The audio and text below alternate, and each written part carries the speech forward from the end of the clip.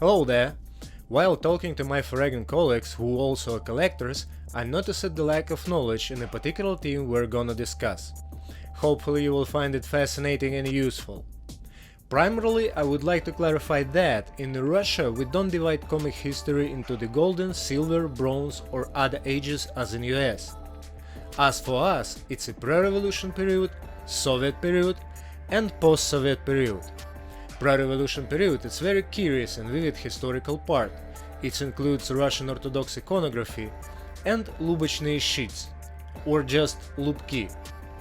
However, it's a pretty complicated topic and we shall discuss it next time. As for now, let's start with Soviet period.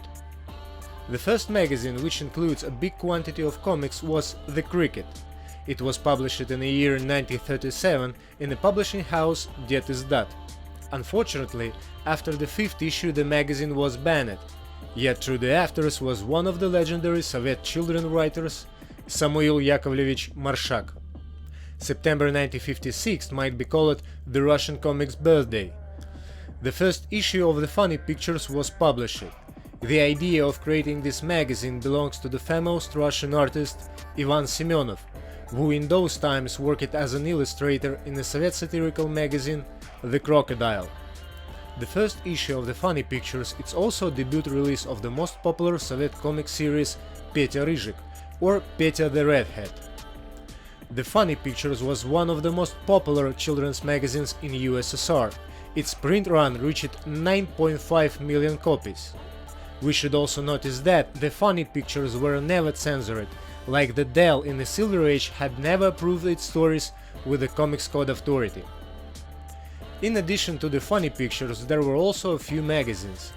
A children's magazines Murdzilka and the Hedgehog, a satirical magazine The Crocodile and the newspaper Smihach, and plenty of others where comics were published sometimes. By the way, in the USSR, one of the most popular foreign characters was the dog Piv. Stories about Piv and cat Hercules, published in Russian, were extremely popular. They were even continued by a Soviet creator Vladimir Suteyev, like there was non-canon Hombre Rana with a big booty Gwen. Comics received a serious leap in the development only in the late 80s. The plots in the comics began to become more deeper and complicated. The drawing became more detailed. The first licensed reprints of American comics in Russian start appearing in USSR. Among them are Mickey Mouse, Phantom, Indiana Jones, Tom and Jerry, Pink Panther and many others. Personally, my favorites were Ninja Turtles, Elf Quest and DuckTales. During this period, alternative comics were also emerging. For several years, several teams had been appearing independently producing comic books. Among them are Fly by Vitaly Muhamedyanov, Com, where Askol Dakishin and Mikhail Zaslavsky started, Veles by Igor Yermakov, the magazine Serezhka aka Watermelon, where Andrei Vasin worked as an editor-in-chief, the exact one whose wonderful drawing we saw in the series of Demon Slayer, Igor Grom, Chronicles of Friar and many others. But unfortunately, almost none of them survived the economic crisis of 1998. In 1997, a comic about Spider-Man appeared on the Russian market for the first time. This is The Amazing Adventures of Spider-Man #1 from the Rossmann Union Publishing House. This issue contains a story from the Spider-Man comics #1 of 1995, and it's based on the popular cartoon series of the same name. And accordingly, this is also the first appearance of Kraven the Hunter and Dr. Mariah Crawford at the same time.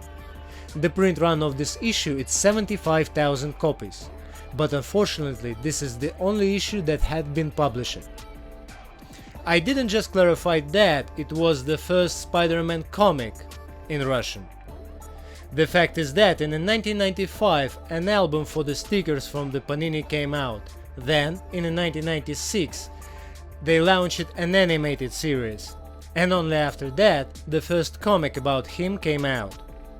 In the end of the economic crisis of 1998, the next round in the development of Russian comics began. At first, most of the creators and their comics migrated to the internet, which to some extent helped not to stand still. And few years later, the first comic book festival took place in Russia. On the February the 1st, year 2002, the Commission Festival, founded by artist Pavel Sukhoy and exhibition curator Natalia Monasteryova, started on the territory of Zverinsky Center for Contemporary Culture. Around the same time, major publishers were again turning their attention to the comic books. Such series as Spider-Man, X-Men, and the Fantastic Four from the publishing house Ded Moroz, which were later renamed in the comics, were beginning to be released. And from the publishing house of the Rovesnik, Justice League, Gen 13, Buffy, Bugs Bunny and Scooby-Doo appeared on the shelves. The peak in the market of those years took place in 2008, when up to 20 series were produced simultaneously, with a total circulation in up to 1.5 million copies.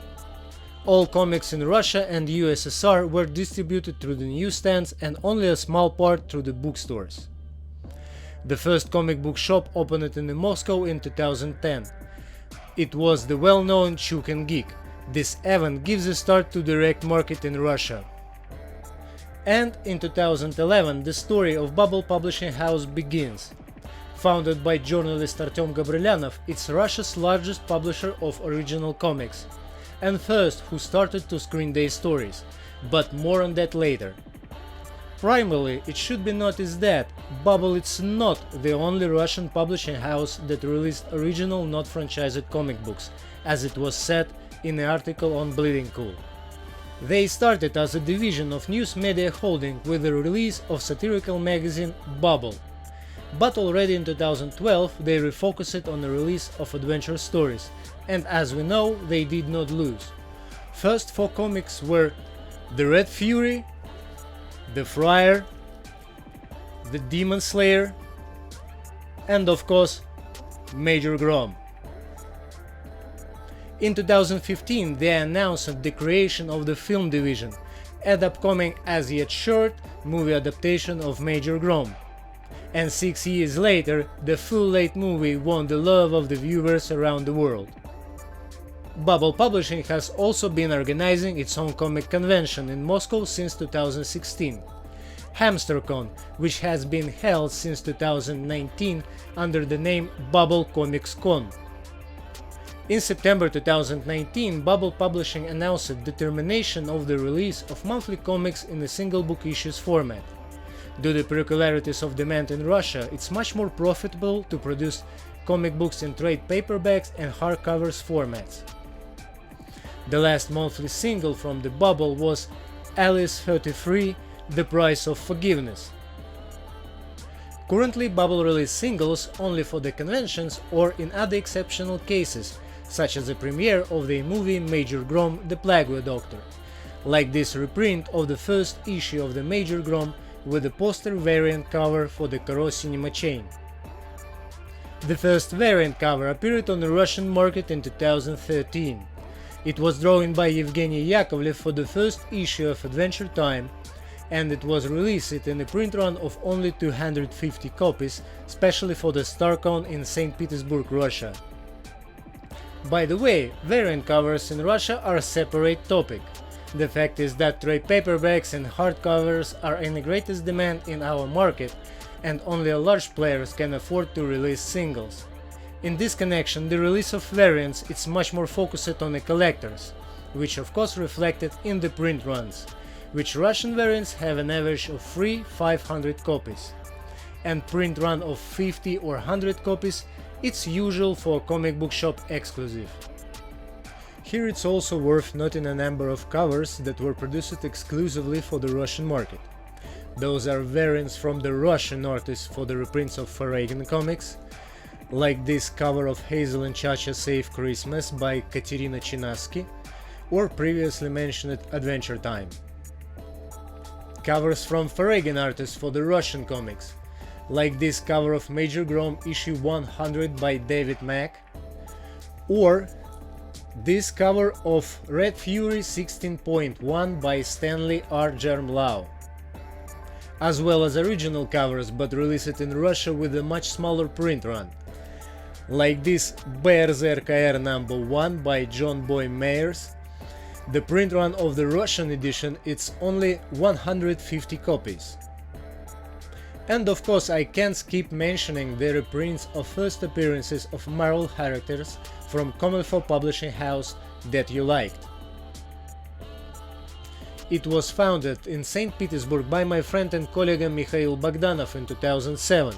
Mikhail and his wife Marina Seveleva is also founders and organizers of Big Fest and Micro Comic Con, St. Petersburg comic conventions, the guests of which were Kevin Eastman, Chris Allen, Johnny Ryan, Ryan North, Jim Lawson and many others. But that's it for today. See ya!